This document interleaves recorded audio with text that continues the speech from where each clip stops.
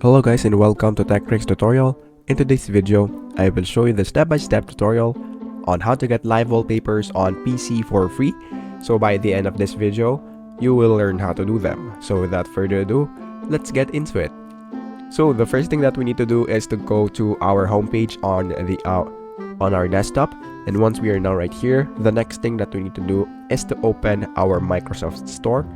So just open your Microsoft Store right here, and once we open our Microsoft Store, on the search bar, just search for live wallpaper. And once you have searched that, look for lively wallpaper, which is right here.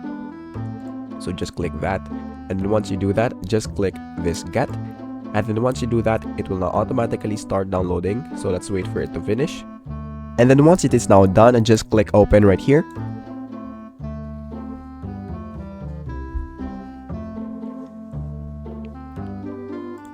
And then after that, as you can see, you will see a bunch of live wallpaper that you can choose from.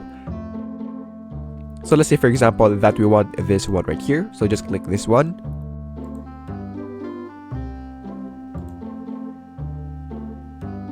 If we go back again on our desktop, this is what it looks like.